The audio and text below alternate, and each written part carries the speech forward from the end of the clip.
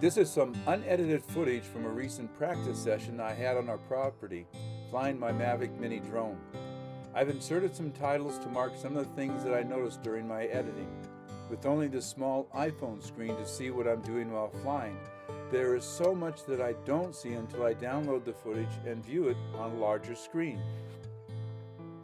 I simply wanted to practice with my drone, so when I go out filming, then I'm more practiced and proficient in doing so. It was one of those beautiful late winter days that we get here in Utah where it feels like spring. And while we have just over 2 acres, much of it is covered with large and tall deciduous trees, making flying a drone quite challenging. I just have to be present to what I'm doing so that I don't crash my drone. Another benefit is that it allows me to get our horses accustomed to the noise inside of the drone so that I can film when I'm out with our horses. You'll see some branches come into frame that look like they're very close to my drone. I don't see how close I am to them, as they don't really show up very well on my iPhone screen when I'm flying. Most times I only saw branches afterwards when I was looking at a bigger monitor. So that is something that I definitely need to understand in order to not crash my drone. How close am I to an object when I can only see it in my screen of my iPhone, to understand how close I can get to the shot that I'm looking to create. And here I'm just practicing some turns to get a nice smooth movement. And while I was doing this, I noticed that the shorter the radius and the closer I am to the ground, the less time the camera has to focus. So you'll see in some places that what I'm filming really isn't in focus because the turn is too fast. The higher up I am, I can move faster because the movement is much slower compared to what the object is that I'm filming, whether it's the earth or trees or whatever. So it's really important for me to understand the speed the drone needs to be at so that the picture is in focus, if that's what I'm looking for. Now on a big wide shot, I may not care that everything isn't in focus. It's more about the environment that I'm in than focusing on one specific object. Now in my last video, I talked about how I've never used the exposure compensation feature on my cameras, including the drone. So this time I decided to try it. So if you'll look at the blue tarp in the various clips, you'll see that the richness of the color gets deeper. So I went to a -3 and then to a -1 to see what the differences would be. And using that compensation feature really makes a difference.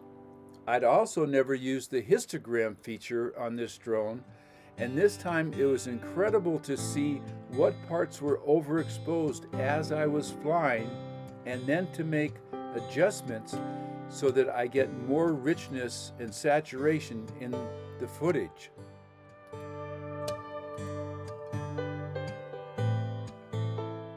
It was so much fun to go out and fly my drone just on our property.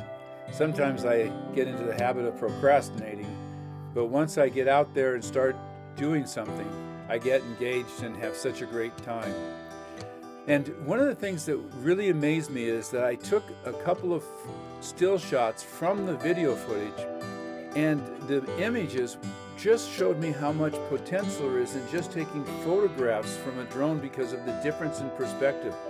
And that's something that I'm going to use so much more. It's just taking some photographs as well.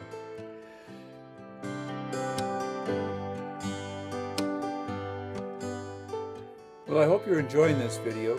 If you are, please consider hitting the like button and subscribing, and even leave me a comment of what you liked and maybe things that you would like to see done differently or in addition to.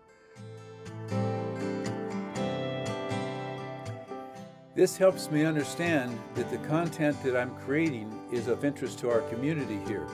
So I really appreciate any comments or feedback. It always helps me become a better filmmaker and makes me more aware of the possibilities that are out there for creating good content.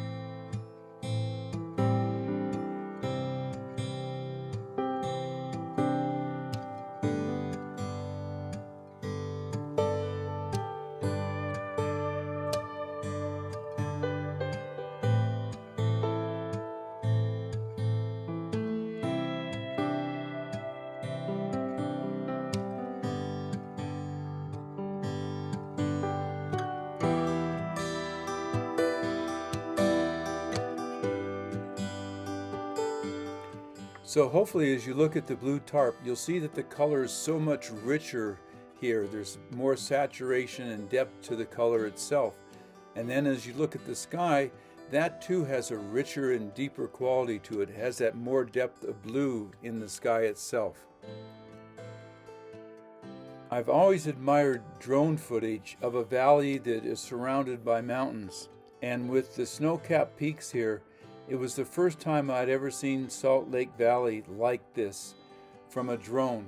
I've seen it from different perspectives from other sides of the valley and different elevations, but never something like this. And I think it's such a beautiful valley and so blessed to live here. Thanks for watching.